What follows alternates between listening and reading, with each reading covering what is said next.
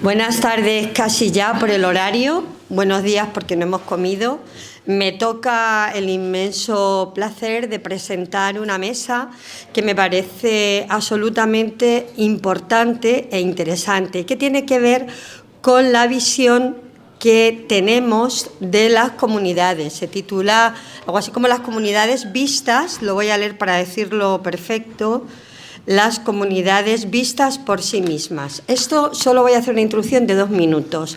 Me recuerda a un libro importantísimo en la mirada sobre lo tradicional que se publica en 1800 y que se tituló Los españoles vistos por sí mismos.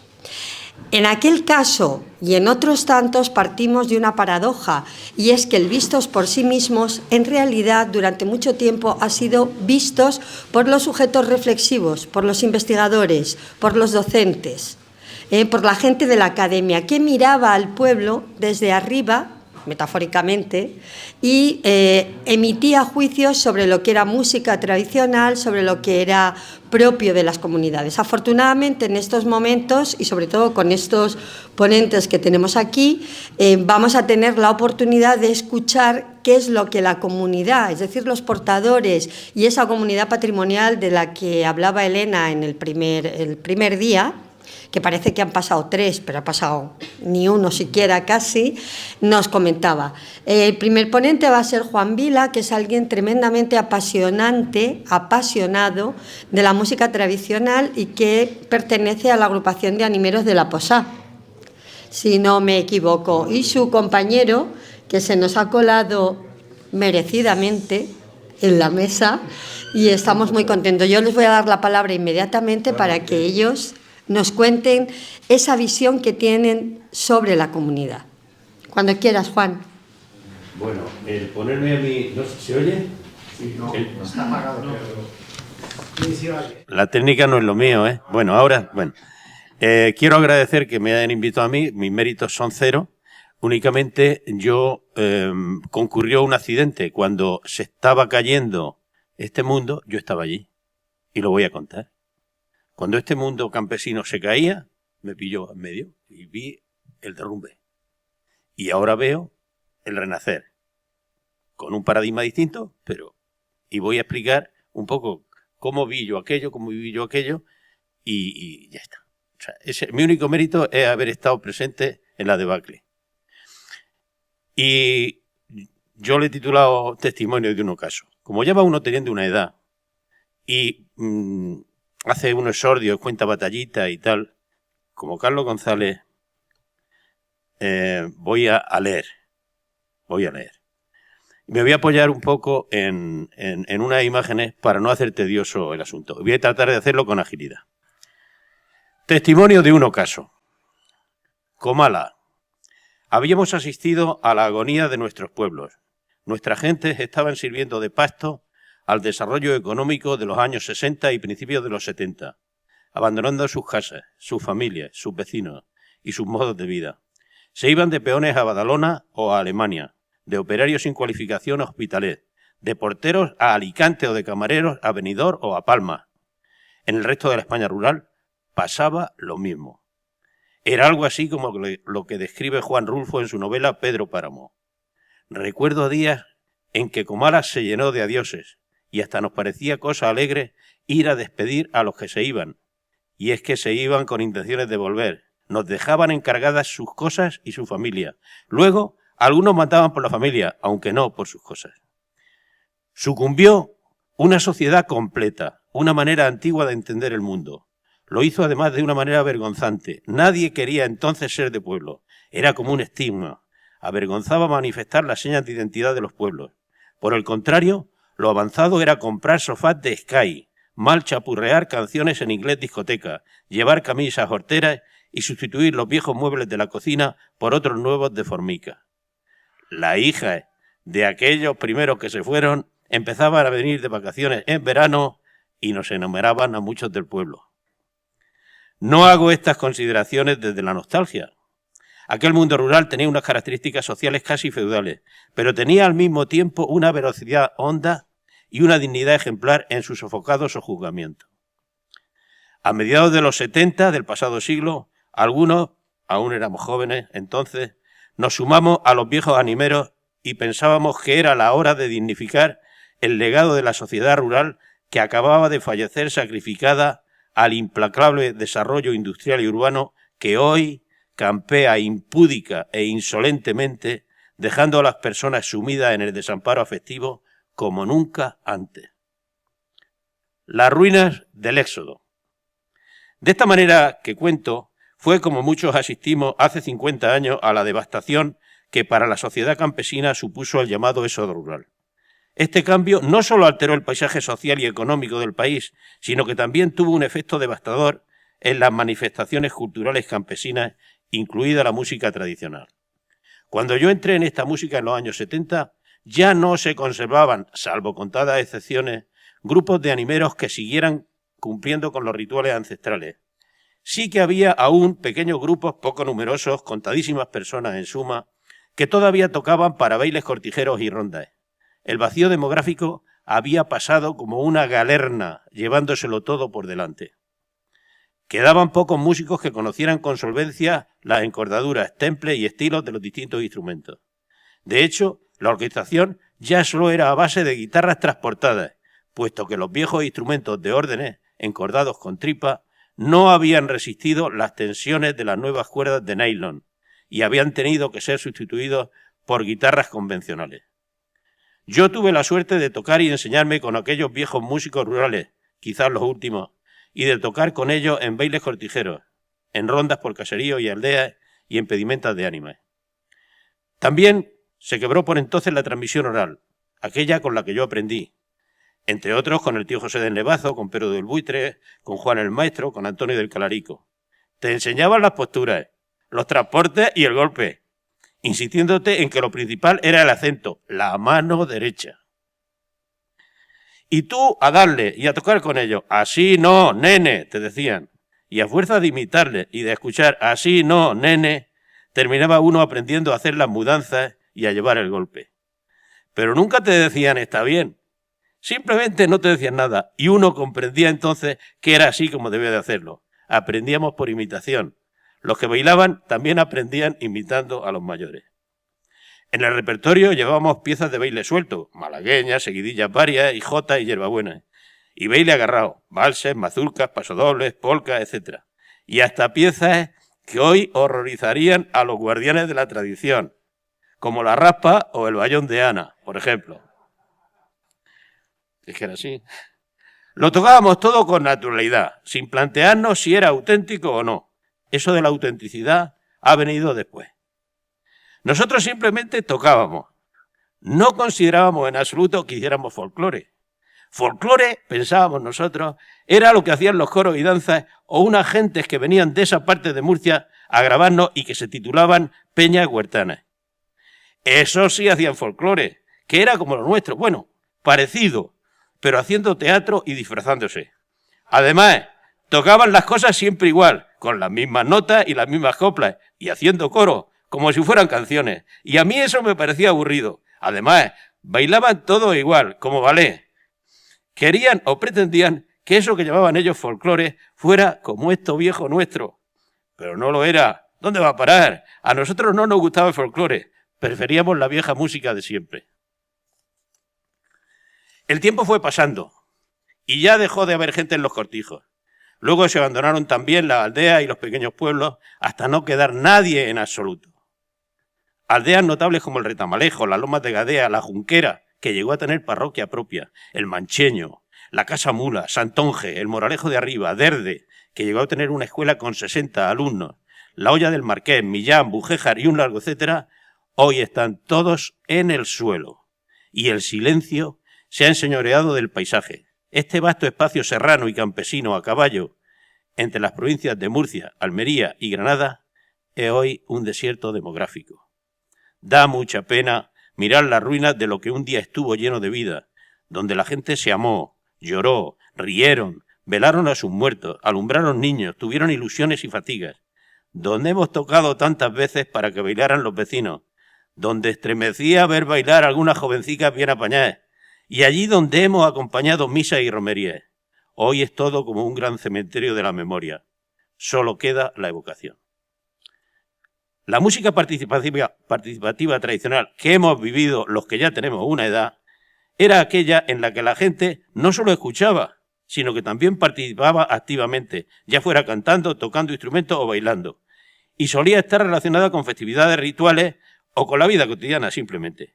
Aquella música no requería formación depurada. El que sabía 3 acordes ya podía tocar.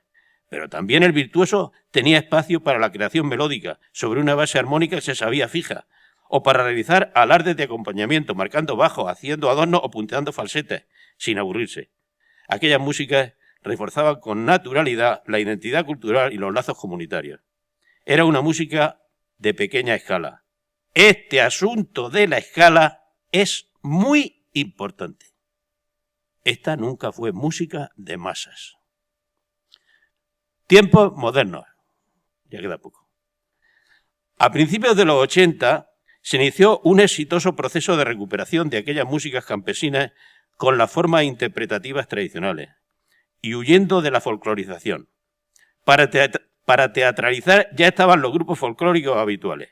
Manuel Luna fue entonces una figura señera en aquel proceso luminoso que se inició con los animeros de Caravaca y los músicos de la Cuesta de Goz de Águilas.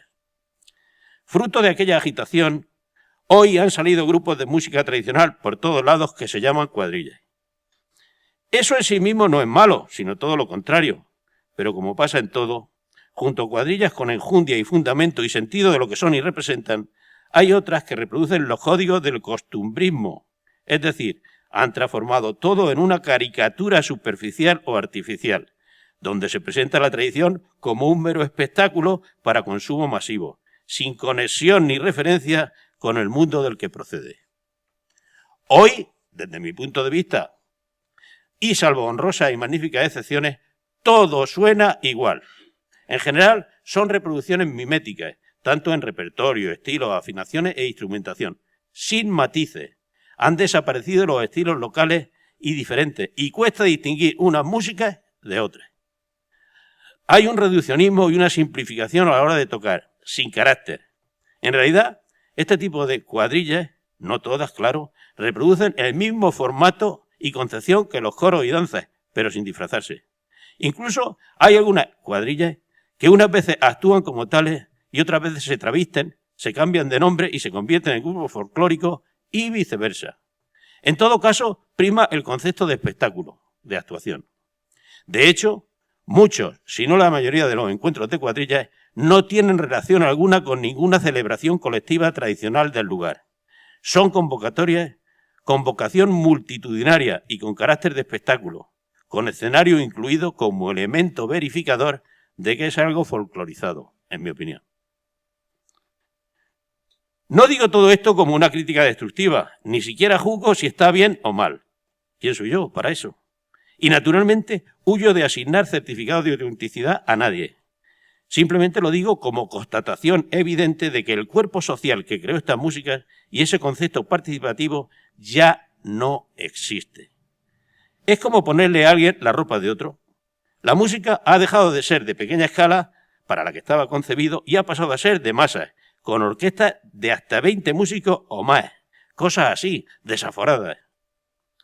Pese a todo lo expuesto, considero que este fenómeno de la revitalización de la música tradicional en el sureste de España es algo muy positivo. El hecho de tomar cosas de nuestro pasado colectivo y darles nueva vida no es nada baladí, si se hace con respeto.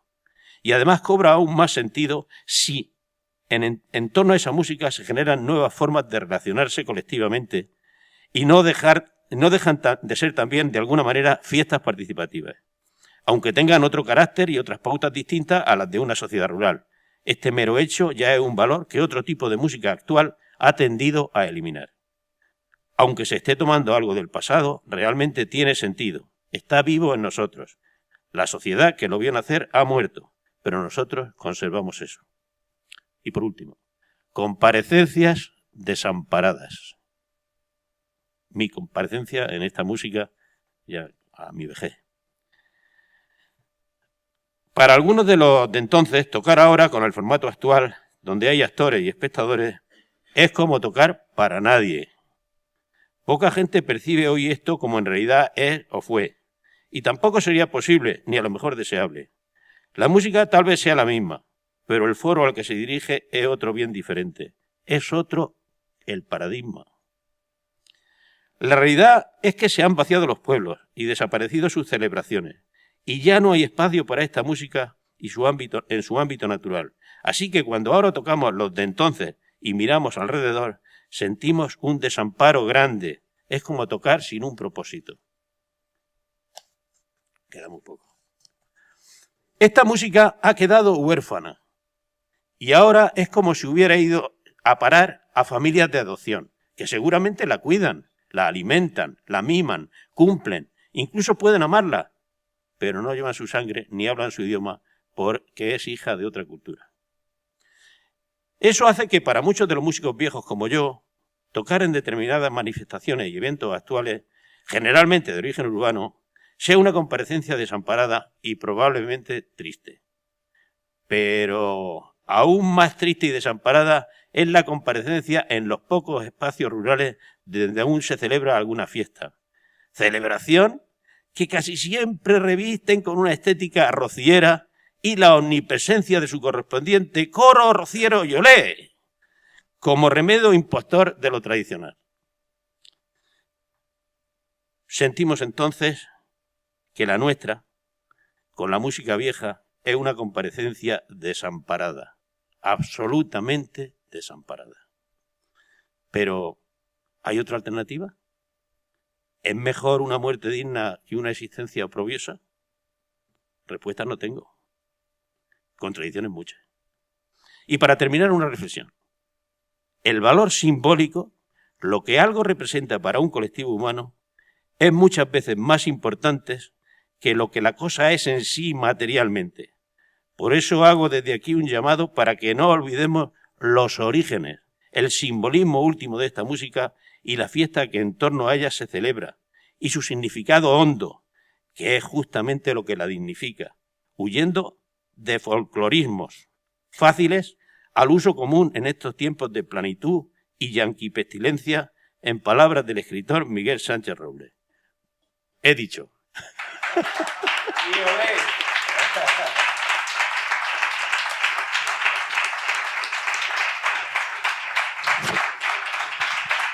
Te ha faltado terminar con IOLE. Pocas veces yo me emociono de esta manera, Juan. Ha sido una declaración absolutamente emotiva, clara, concisa y que te agradecemos que pueda estar grabada para que lo escuchemos. Muchas gracias.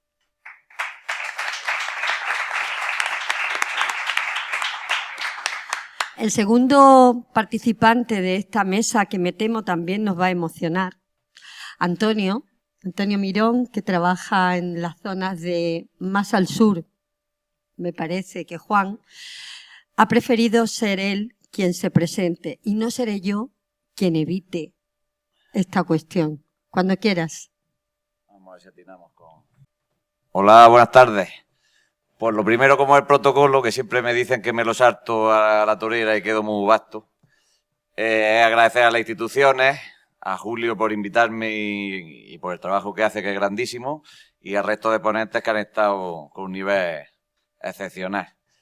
Después de Juan Vila, la verdad es que no sé lo que voy a hacer yo, pero bueno. Yo tengo un poco menos de experiencia, que yo nací en el 90, pero bueno, suerte tiene sus cosas. Pero he tenido la suerte también de pillar algo de lo que considero heredero directo o un resquicio de lo antiguo, no solo en este aspecto musical, sino en la cultura en general campesina y cortijera, por el ámbito en que me muevo, que ahora os lo voy a explicar a continuación. Esto se supone que es hablar de las comunidades vistas por ellas mismas respecto a los toques de guitarra. Yo de los toques de guitarra voy a hablar poco porque ya mejor que han hablado no se puede hablar. Voy a hablar del aspecto sociológico en la fiesta participativa y vamos a ver primero cuál es la fiesta más o menos participativa, porque puede ser más o menos participativa. Aquí tenemos, bueno, eso no se ve.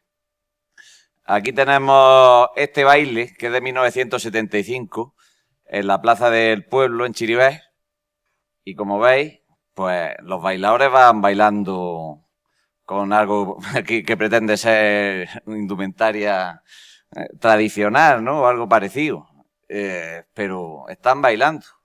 Es decir, que no están haciendo una coreografía, ni están haciendo la mudanza de los coros y danzas. Están engañándose. Está la mujer llevando al hombre y el tío detrás. Lo sé porque se lo pregunta a ellos, no porque se educa de la foto. Y está allí la cuadrilla, que eran los músicos, que en invierno hacían la cuadrilla de ánimas y aquí pues había un grupo de músicos. Entonces, este modelo, ¿dónde ha quedado? Vamos a verlo. El editor gráfico mío estaba de vacaciones, así que no tiene mucha resolución el mapilla. Pero pues el ámbito que me muevo es esta parte del sureste o de la tierra de las cuadrillas que le han llamado, que es el norte de Almería y el norte de Granada. Estas comarcas, no todos los pueblos que están dentro del círculo, claro, que podemos encuadrar dentro del área de influencia de estos encuentros de cuadrillas y de esta habla común de la que hablaba Manolo Luna. Voy a encontrarme el tiempo. Que se queda un poco excéntrica del meollo y es una zona muy desigual. Ha tenido una suerte muy desigual y es un poco difícil generalizar. Pero en general lo que vamos a ver de esto es que son áreas muy despobladas y lo contrario de la región de Murcia y son muy remotas. Ahora están bien comunicadas, pero siempre han sido muy remotas y muy islas, sobre todo de sus cabeceras provinciales. Y eso es una cosa muy determinante. Esta zona está culturalmente más ligada a Murcia, al sur de Albacete, la Sierra de Segura y tal. Por el sur la podemos delimitar con el río Almanzora, al sur del río Almanzora, ya en la Sierra de los Filabres.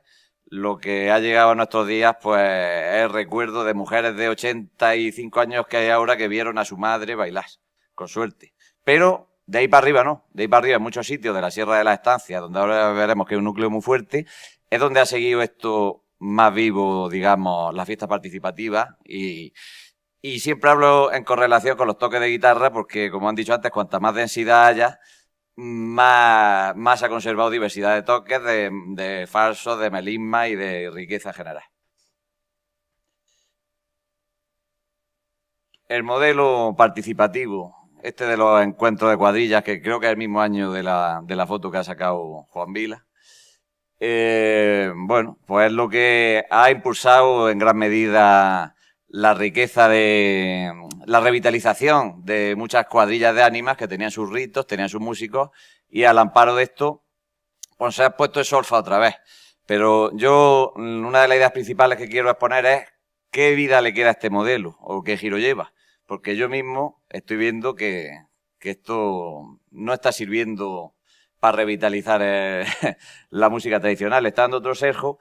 Entonces, junto con José de Baza, que podía estar aquí igual que yo o más hablando, hemos intentado medio profesionalizarnos, o por lo menos dedicar gran parte de nuestro tiempo a darle otro sesgo a esto.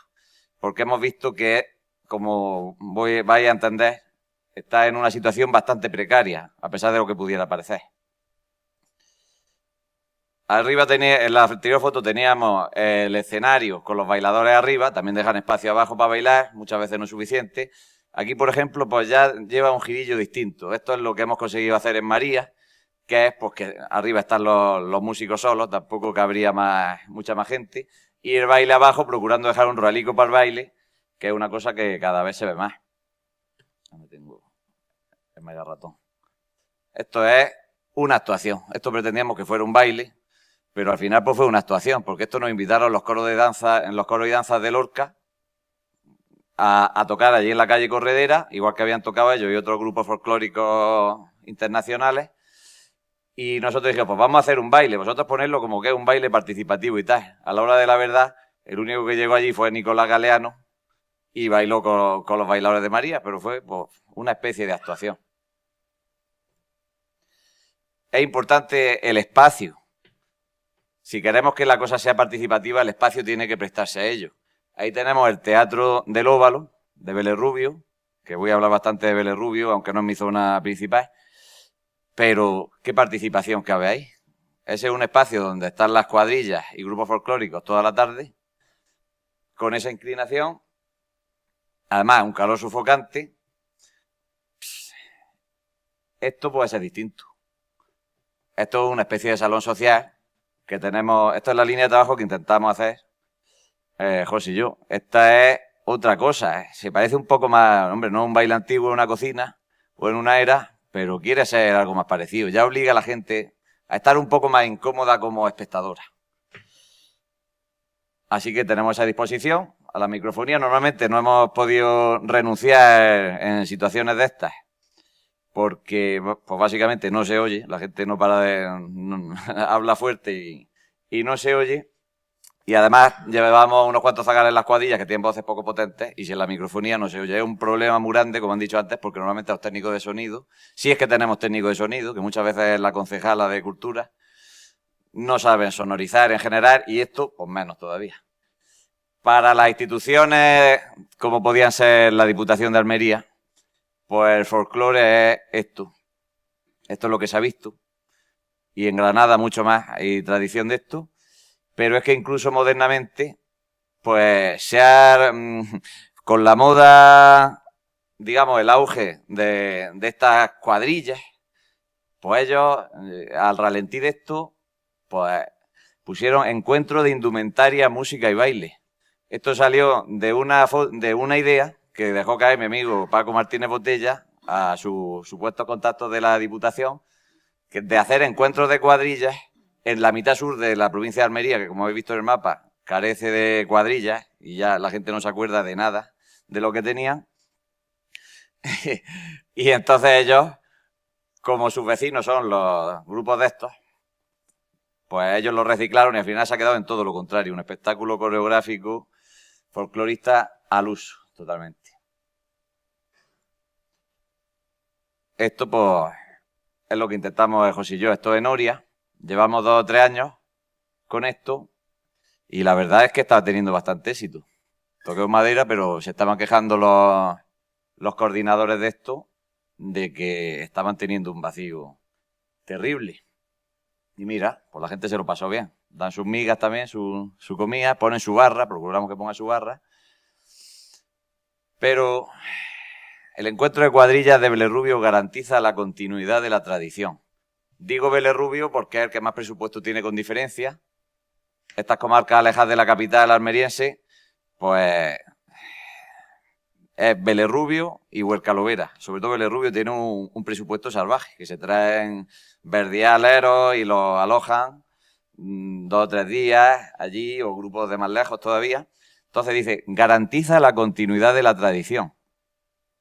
Y se ve aquí a esta pareja de grandísimos bailadores que son, pero claro, no sé la edad que tienen aquí, pero hasta los 80 y tantos, 90 años, lo han dejado a esa pareja solo bailando, que escasamente podían moverse. Entonces esa es la continuidad de la tradición. Lo que quiero representar no es porque estas personas sean tan mayores, es porque los separan. Vamos a decirlo muy claro. Aquí los separan. No mezclan a bailar a los mayores con los menores, ni a tocar, ni a cantar, ni a nada. Aquí tiene su actuación, a pesar de que es la cuadrilla, pero a la hora de los encuentros de cuadrillas, es una actuación donde van los mayores por un lado, los jóvenes por otro, en un baile que no se parece en absoluto, y no sucede nunca que se mezclen. Eso contrasta con otro fenómeno que se da allí, que es la fiesta de las ermitas. Allí se han recuperado entre Vélez Rubio y Taberno, una zona muy interesante que está directamente pegada a Henares, que ya es de Lorca, y a otros sitios del puerto, Lumbreras. Se han recuperado, creo que apoyados bastante por la existencia y el auge de los encuentros de cuadrillas. Se han recuperado fiestas de ermitas, fiestas de pedanías rurales pequeñas, de cortijadas que decimos nosotros. Incluso el propio edificio de las ermitas se ha recuperado porque los vecinos han empezado a juntarse para hacer su baile y para hacer esto. ¿Qué pasa? Que por pueblos como estos, que son los punteros en esta cosa de la fiesta participativa, han pasado cientos de, sin exagerar, cientos de muchachos que ahora tendrán pues de 25 a 45 años que han aprendido a bailar, a tocar o a cantar y no ve a ninguno en absoluto en las 6 o 7 fiestas que son estas, que son las que sobreviven del modelo. Hasta aquí fue donde yo me di cuenta por primera vez de lo que era un baile. Pero eso se está extinguiendo. Porque son personas de 70, 80 años que no están teniendo relevo. Y además, incluso tienen que venir parejas que ahora viven en el puerto, que viven en Lorca y salvan la mayoría de los bailes, los salvan ellos. Porque si fuera por la gente de allí, a lo mejor baila una pareja o dos. Y esta fiesta, ¿cómo puede ser eso? ¿Qué modelo es ese que ha pasado tanta gente por allí y el ayuntamiento está dando continuamente dinero a las escuelas municipales de folclore? Y sin embargo, esta fiesta de la ermita, que son lo que queda más auténtico, entre comillas, se extingue. ¿Cómo de tiempo? Dios. Total, esta es un mapilla de dónde quedan estas cortijas, estas aldeas, más o menos, los Cabreras, los Torrentes. Existe un nuevo modelo de tradiciones. Esto, por ejemplo, nunca se ha hecho. Esto de acompañar la cuadrilla en sus fiestas patronales, de acompañar la cuadrilla a la Virgen, no se ha hecho. Cantarle por malagueñas, trobarle, fue una cosa que tiene décadas, pero no es original. Tenemos que reinventarnos con una serie de... ya. Tenemos que reinventarnos con... Yo lo que digo, que uno se ríe de la expresión, es...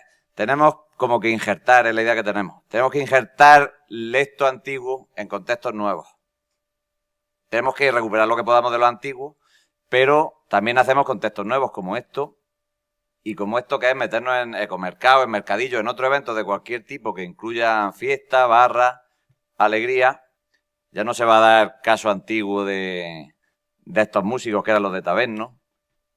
Pero mira, en Belerrubio sí han recuperado los aguilandos, están saliendo, ya no es para la iglesia, se ha hecho en muchos sitios de Murcia, salen y siguen trovando a la gente. Y en eso estamos ahora por suerte, lo que sí hay de la Diputación no, pero de ciertos municipios, hay un poco de interés y estamos aprovechando el tirón para intentar revertir un poco la situación. No quiero terminar negativamente. Entonces, en algunos pueblos que se había perdido completamente el repertorio, pues hemos conseguido a duras penas, porque uno no saca tiempo para hacer más trabajo de campo del que se debería. En Ventamicena hemos reforzado otras cuadrillas que sí seguían con sus rituales, pero las cuadrillas estaban jibarizadas, estaban menguadas, solo a lo mejor tenían un ritual, no tenían todos sus toques, y hemos conseguido devolverle lo que le faltaba a la cuadrilla, reforzarla con más músicos, con gente aprendiendo nueva. Esto en Contador, el Paseo del Niño, que es una aldea de Chiribés. Contador, por ejemplo, si tenía sus misas, nunca la han perdido, sus misas y su Paseo del Niño, pues nosotros le hemos devuelto su aguilando con su tono, que es lo que procuramos, respetar los matices y además enseñarlos de cada sitio concreto, tanto para el baile como para la música como para el toque. Contador tenía siempre su Paseo del Niño y sus misas, pero se le ha devuelto su aguilando y estamos trabajando en el baile y el toque. Hemos hecho escuelas municipales, estamos ahora mismo en 12 pueblos distintos de las provincias de Almería y Granada, gracias a este interés que digo que tienen algunos ayuntamientos. Y eso era todo.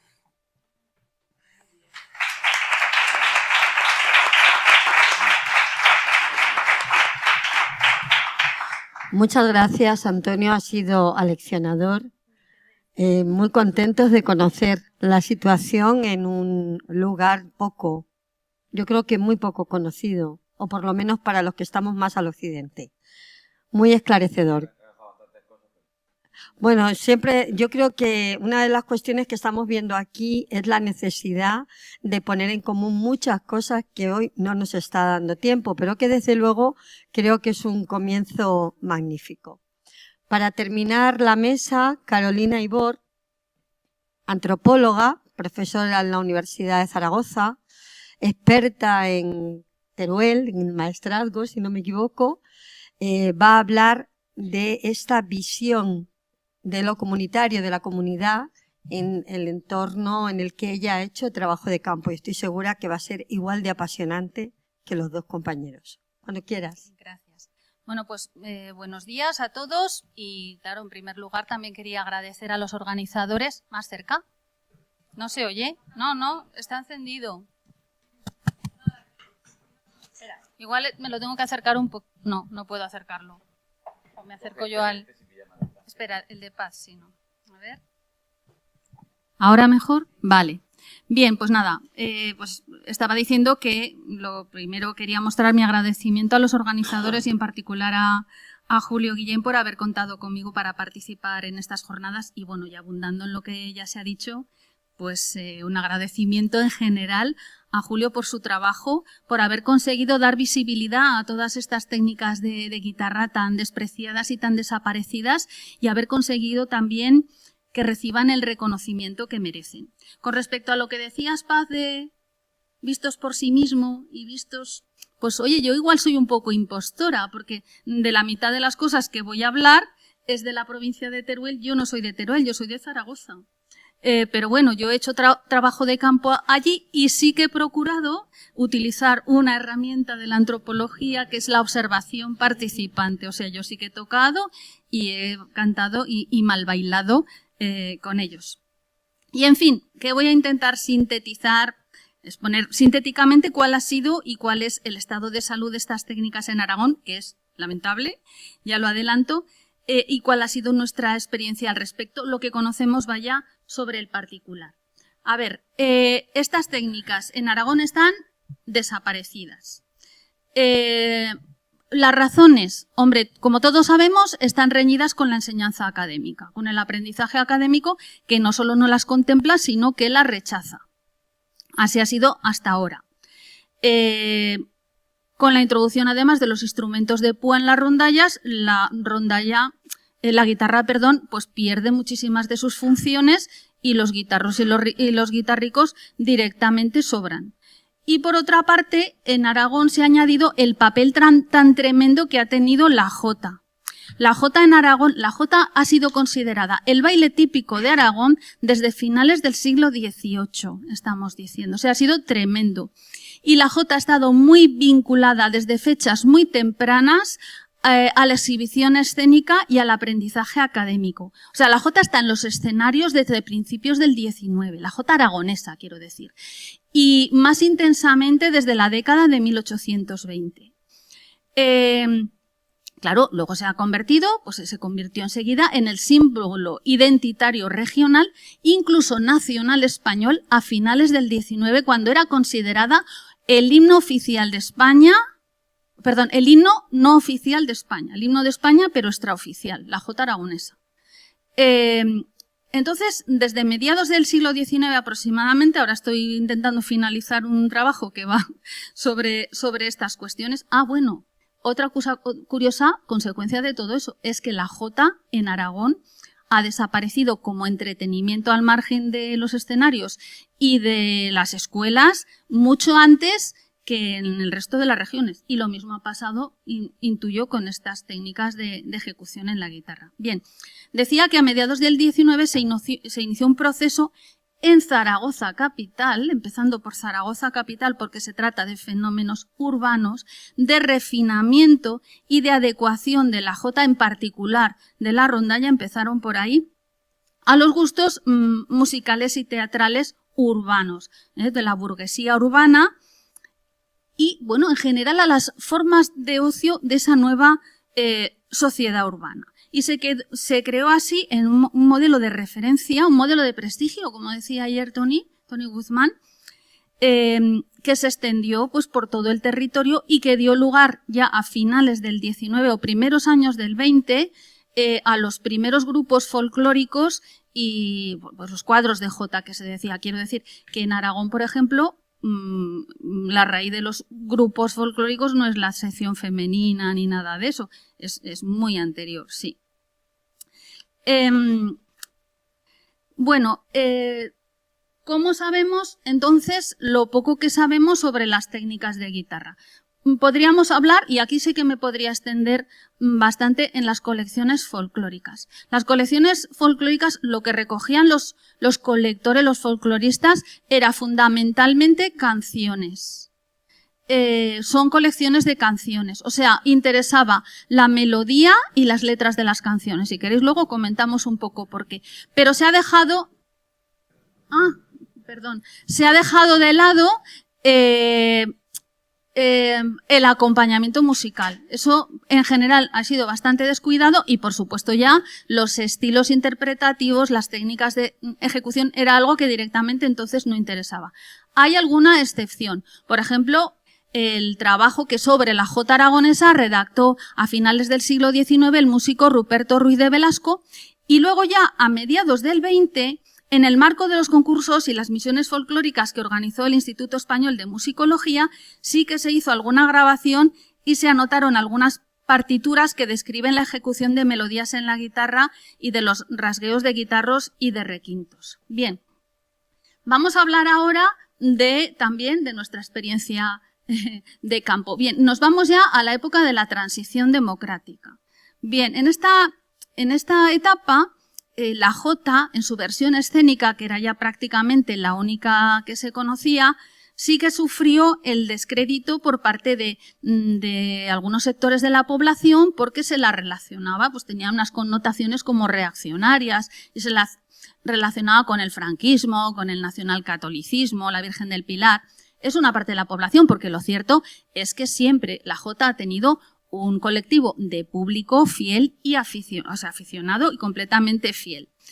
Pero sí que es verdad que por aquella época en Aragón ese nuevo espíritu regionalista pues llevó a buscar nuevas señales de identidad en músicas diferentes de la jota y en formaciones instrumentales e instrumentos diferentes de la rondalla. Por esta época es cuando se recuperó la gaita de boto, la cornamusa y pues la gaita dulzaina con el tambor. Todo esto, como siempre, desde Zaragoza, porque siempre suelen ser estos procesos fenómenos urbanos. Este espíritu regionalista pues también tuvo consecuencias buenas porque expolió nuevos trabajos de campo sobre el folclore musical en general, trabajos de ámbito local y comarcal, y algunos de ellos sí que dieron a conocer esos últimos vestigios de estas prácticas que por lo general eran ya casos aislados, pues algún tañedor por ahí que se acordaba de tal cosa. Entonces, en este contexto está el trabajo que hicimos nosotros, que iniciamos en los 90 en el sudeste de Teruel. Y hablo en plural porque éramos 3 personas, Diego Escolano, Úrsula Solaz y yo misma. Y Diego, esto que decías, no sé, ya se ha ido Diego, sí, como que te había resultado muy inspirador, pero eso realmente se lo tienes que agradecer a mi compañero Diego Escolano, que es el que por entonces se ocupó de todo lo relativo a las guitarras y a las rondallas de la zona. Bueno, ¿qué nos encontramos? Bueno, he traído un mapita porque vierais un poco, o sea, esa zona viene a corresponderse, no sé si se ve el ratón, ¿sí? Aquí abajo. Viene a corresponderse con lo que actualmente se conoce como comarca del Maestrazgo. Ya ves que es lindante con la provincia de Castellón y de hecho forman una comunidad cultural y musical. Bueno, pues en esta zona nos encontramos con gente pues, que había aprendido a tocar, a cantar y a bailar en ambientes ajenos a escuelas y a escenarios, ¿vale? O sea, fuera de la práctica académica. Todo muy precario, porque la mayoría pues eran tañedores que hacía 40 años que no cogían el instrumento. Y aquí, pues, abundando también. Lo que pasa cuando una es la última en exponer es que muchas cosas ya las habéis comentado los demás, ¿no? Pues aquí enlazamos otra vez con esa perspectiva social de la que habéis hablado varios, como Diego y Julio, ¿no? Se rompe esa sociedad, se rompe esa comunidad y la gente emigra. Ahora hablaré de qué tipo de gente nos encontramos allí y entonces se acaba la fiesta y se acaba la tradición esta, ¿no?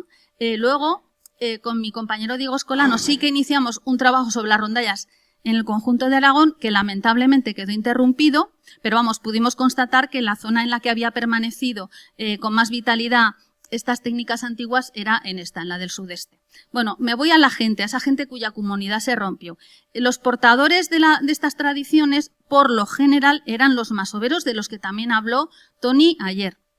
Los masoveros, fijaos que estamos hablando todos de lo mismo, estamos hablando de comunidades que son periféricas, que si los cortijos, que si los masoveros, que eran los habitantes de los mases, que son pues eso, casas de campo, explotaciones agrícolas y ganaderas pues dispersas por los términos municipales. Entonces era gente que tenía un estilo de vida muy austero y autosuficiente también en el terreno de la diversión y por lo tanto pues eran más impermeables a las modas que, por ejemplo, la gente de los pueblos. Bien, conseguimos hacer, bueno, aquí tenemos algunas fotografías, del tío Dionisio, del tío Aurelio, instrumentos, en fin, de la zona. Conseguimos hacer algunas grabaciones pese a las reticencias del personal y, bueno, algunas publicaciones que enviamos ejemplares también a los pueblos, algunas muestras como esta que estamos viendo, que la organizamos en Zaragoza en 2004. Las rondallas estaban deshechas. Esta es una excepción porque estos se juntaban en Villafranca, provincia de Castellón, pero allí acudían o procedían de, había tañedores y bailadores procedentes de el propio Villafranca, pero también de Mosqueruela y de la Iglesuela, que son pueblos de Teruel. Bien. Bueno, como decía, organizamos estas muestras y bueno, pues yo creo que por estas inquietudes, interés nuestro, pues también la gente pues empezó otra vez, por ejemplo, en Mosqueruela, pueblo de Teruel, empezaron otra vez a juntarse a tocar. Antiguos masoveros que no habían tocado juntos en la vida porque ellos procedían de masías que estaban muy alejadas entre sí. Pero bueno, en un invierno empezaron a juntarse a tocar. Y luego ya empezaron a ir por las casas. Y en las casas empezaron la gente a animarse a bailar. Y al final se juntaban en los jubilados de Mosqueruela. Bueno, esto no es los jubilados, ya explicaré lo que es. He traído un vídeo, pero no creo que dé tiempo a verlo. Se juntaban, pues eso, la gente se animó a bailar, tanto masoveros como gente del pueblo que también había aprendido a bailar la jota. Bueno, a todo esto mis compañeros Diego Escolano y Úrsula Solaz habían dejado ya de lado el trabajo de campo, pero yo tuve la inmensa suerte de conocer a la gente del Grupo Ramel de Castellón de la Plana. En particular a Toni Navarro y Marta Valls, a través de ellos también conocí por aquel entonces a Toni Guzmán. Y entonces el Grupo Ramel estaban haciendo lo mismo que nosotros, pero al otro lado de la raya. Y organizaban anualmente una fiesta que la llamaban Trovada de Rondes, una fiesta itinerante por los pueblos del interior de Castellón, donde convocaban a rondallas y bailadores de distintos pueblos de la zona. Y allí, pues cada uno ofrecía una muestra de los bailes de su pueblo y luego nos juntábamos todos a cantar y a bailar. Y eso a mí sí que me parece muy conmovedor, esa convivencia intergeneracional, que es algo que en la música comercial pues es todo lo contrario, porque la música comercial nos segmenta por edades, ¿no? Y aquí era la emoción de ver esa comunión de todo el mundo, de gente de 8 años y de 80, bailando y compartiendo la misma música. Bueno, pues con Toni Navarro y con Marta Valls empezamos a acudir a Mosqueruela muchos sábados al local de los jubilados. Así continuó la cosa. Se integraron los tañedores y bailadores aragoneses en las trovadas de rondes de Ramel. Esta precisamente se organizó en la Iglesuela. Y bueno, pues problema, que no había relevo generacional. Esta gente pues ha ido falleciendo, otros pues ya por el peso de la edad se han ido retirando y paralelamente han sucedido en esa zona dos cosas. Una, que es la tercera vez que sale ya el bureo de la oferta de Albocácer.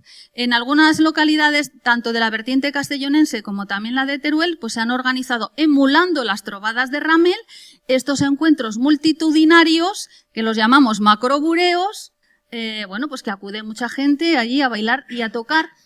Aquí tenemos la super rondalla. Claro, en este contexto yo me pregunto, tampoco tienen muy buena cabida las técnicas tradicionales del toque de la guitarra. Algunas sí, pero otras no. Porque hay otra cosa que también me gustaría reflexionar, ya no sé, es una cosa que tiene la música tradicional y que a mí me conmueve profundamente, que es, yo lo llamo economía de medios. Como con poco y sencillo hacer algo bello. Como con un pandero, transmitir una emoción, a mí por lo menos es algo, pero igual es personal, igual es porque soy un poco minimalista. Madre mía, me estoy pasando muchísimo. Bien, entonces, esto es otro problema. Otra cosa que ha sucedido paralelamente, que en esta zona se han creado escuelas y grupos de jota, pero de jota que hacen lo mismo que hacen en Zaragoza. Un poco de espaldas a la tradición local. ¿Qué sucede? Es que Julio quiere que cuente estas cosas. Oye. Vale. Vale, pues bueno, pero intentaré abreviar. ¿Qué sucede? pues que son incompatibles con las formas de tocar y de locales. Quiero decir, bueno, la palabra que utilizan ahí es avenirse. Ha habido algún intento de la rondalla nueva tocar con los tañedores veteranos y, como decía el tío Amadeo Tena, pues no nos avenimos, y los bailadores veteranos tampoco se avienen con la música de rondalla estándar y convencional, ¿no?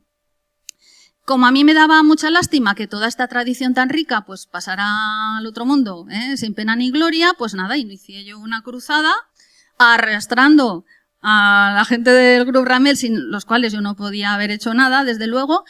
Bueno, pues me lié a dar por ahí charlas en los pueblos para dar a conocer pues toda esta tradición, porque yo creo que no se puede valorar y no se puede amar lo que no conoces. Entonces yo pensé, alguno de estos que están en las rondallas nuevas a lo mejor lo podemos reclutar.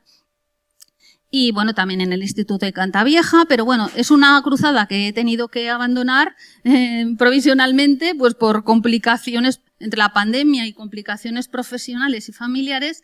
Aquí tenemos un taller que organizamos también con la gente del Grup Ramel en la Iglesuela, un taller de baile, y eso está así aparcado, espero retomarlo. No todo es negativo porque tenemos en Aragón 2 profesores de rondalla que han aprendido estas técnicas, en fin, con mayor o menor desarrollo. Uno es Armando Ayora y otro es Javier Badules. Armando Ayora, que mira qué bien, precisamente desciende de uno de los pueblos de esta comarca. Él es, no sé si lo conocéis, un grandísimo virtuoso del requinto, del guitarrico, y además él ha dado muchos años clases de rondalla en el Centro Aragonés de Barcelona porque reside en Barcelona. Y en el Centro Aragonés ha aprendido muchas cosas de los viejos emigrantes que llegaban a la rondalla del Centro Aragonés, tanto de la provincia de Teruel como de Castellón.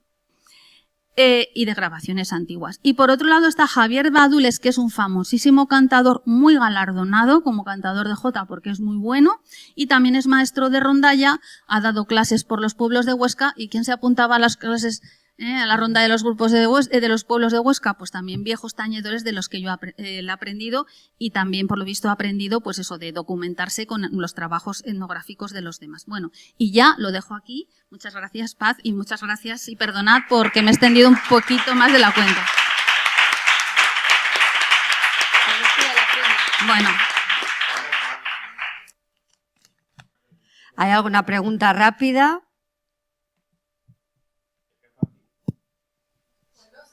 Fácil, es para Antonio. Tengo 2. Una es que has comentado esto de que había gente que estudiaba en la escuela de folclore municipal de Vélez Rubio, entiendo. Decías que había gente que entre 25 y 45 años que tenían ahora que no venían a esos encuentros participativos, que han estado pasando por esta escuela, que me imagino que es esta, Miguel Quiles, en Vélez Rubio.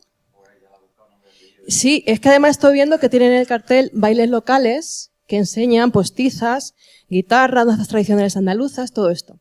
Entonces, ¿por qué crees que esta gente no va a esos encuentros participativos? Esa es una pregunta. Y la otra es, tú tienes una iniciativa que estás dando clase, me dijiste, todos los días por la tarde y los fines de semana también. O sea, tienes mucha demanda. ¿Qué pedirías para que mejore esta situación? Si pudieses pedir lo que fuera, instituciones o a quien sea, ¿qué pedirías?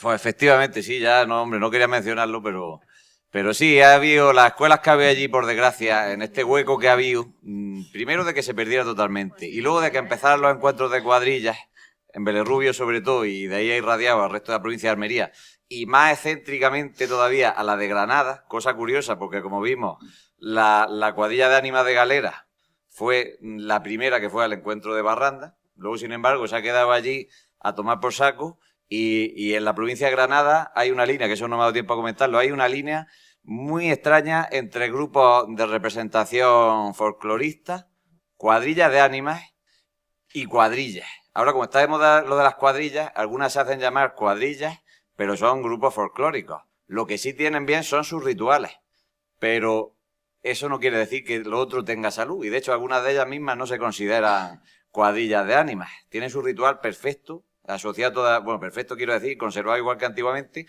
asociado a las cosas religiosas, pero sin embargo ellos se hacen llamar en Galera los guitarrillos, ni siquiera se hacen llamar ya la cuadrilla de ánimas, no saben ni lo que son, pero han seguido desarrollando, que es su evolución natural, como se ha visto ahí en Murcia, por ejemplo, en la costera de Alhama, si no recuerdo mal, y en los animeros de Campillo de los Jiménez, que su evolución natural ha sido ir perdiendo todo ese repertorio de baile suelto y hacer nada más que cosas de rondalla, de baile agarrado. Y sobre lo que me preguntabas, que ya me he desviado, sobre lo que me preguntaba, yo creo firmemente, y de hecho, vamos, no me cabe duda, porque he hablado con gente, incluso de mi edad, digo, pues tú no pasaste por allí, ¿por qué no te vienes y bailas? Te vienes a Tonosa, que voy a ir ahí a los Cabreras, a los Torrentes, los 3 o 4 sitios estos que he sacado, que se siguen haciendo bailes de esos de ermita, y digo, ¿por qué no bailas? Y echamos ahí unas parrandas y tal. Y digo, mira, yo eso lo aborrecí. Lo han ido aborreciendo, porque no se le ha enseñado, bueno, se la ha enseñado a su manera, pero se la ha enseñado a bailar o a tocar y tal, y han pasado, ya te digo, sin exagerarte, si juntamos a Huerca Lovera, Vélez Rubio, incluso Chiribert, María, habrán pasado cientos, yo qué sé, 400 que ahora son relativamente jóvenes, pero no se le ha enseñado a utilizarlo en su contexto. Lo único que se le ha enseñado es que tenían que ir por las tardes a hacer unos ensayos, a dar unas clases, y cuando acababan con las parrandas, con la malagueña y con no sé qué, porque eso acaba pronto, pues le enseñan el vito, la reja, los tanguillos y el no sé qué, por supuesto las sevillanas de Sevilla, para tener más cosas y llegan a aburrirse. Porque lo único que hacen es eso y salir al escenario, cuando el encuentro de cuadrilla de Vélez Rubio y 2 o 3, cada vez más menguados, porque el público es gente de 70, 80 años que se está acabando, que son los que de jóvenes han visto eso y les gusta verlo, esos se están acabando. O sea, a esto le quedan 4 días. Muchacho, no te digo a ti, Juan, tú vas a hacer una salud de hierro, como hemos visto por su energía y su vehemencia. Entonces, por eso es por lo que se han ido aburriendo y han dejado el tema. Y ya te digo, es un fracaso y nosotros estamos intentando revertirlo como podemos, pero hay muchos frentes abiertos porque muchos no salen del modelo de rondalla. ¿Y qué es lo otro que me habías preguntado? ¿Qué pediría? Pues lo primero es que se divulgue y se conozca, pero con lo que he dicho antes de que en las capitales provinciales, que es donde se mueven los presupuestos, no tienen ni idea, ni le interesa. Allí en la foto que sacaba antes ponía, en Vélez Rubio se han recuperado los bailes de ánimas que van pidiendo aguilandos por las calles. No saben ni cómo se llama. El baile de ánimas era una cosa y pedir los aguilandos con las ánimas era otra cosa. O sea, no saben ni cómo se llama. Entonces queda allí, con esos presupuestos, pues gente que supuestamente sepamos algo, podemos diseñar plan para devolver a sitios donde se ha perdido todo esto, las cuadrillas, caso por ejemplo, con relativo éxito que conseguimos, por ejemplo con la cuadrilla de Aguadera, llevándola a Sorbas, cuando no había allí recuerdo de nada, pero a partir de eso, venga, un año detrás de otro año llevaron la cuadrilla a Zacilla Ramos y a partir de eso consiguieron sacar in extremis, que es lo que queda ahora de trabajo de campo, consiguieron sacar el repertorio y mira, pues hay una especie de cuadrilla, por lo menos para su repertorio de baile, pues hace parte de folclore vivo. ¿Alguna pregunta más o lo damos por finalizado? Bueno, yo sí que quería añadir una cosa, si me dejáis. Claro, que yo no quiero que lo que he comentado se entienda como que este baile participativo es lo bonito y lo bueno y que la jota de escenario, pues no. Es que en Aragón la jota no os podéis imaginar la fuerza que ha tenido y las escuelas de jota, sí. O sea, no solo es un fenómeno identitario, es que es un fenómeno social tremendo, el de la jota de escenario, y es que ha tenido muchísimo desarrollo artístico. Quiero decir que es otra tradición, pero ha seguido su propio camino. Lo que es interesante es que no se confunda con esta otra tradición, que son cosas separadas y diferentes. Sí. Es tremendo. Bueno, pero es que es tremendo. Es que las escuelas de jota en Zaragoza y luego se han extendido por el resto de Aragón, y yo vengo de ese mundo.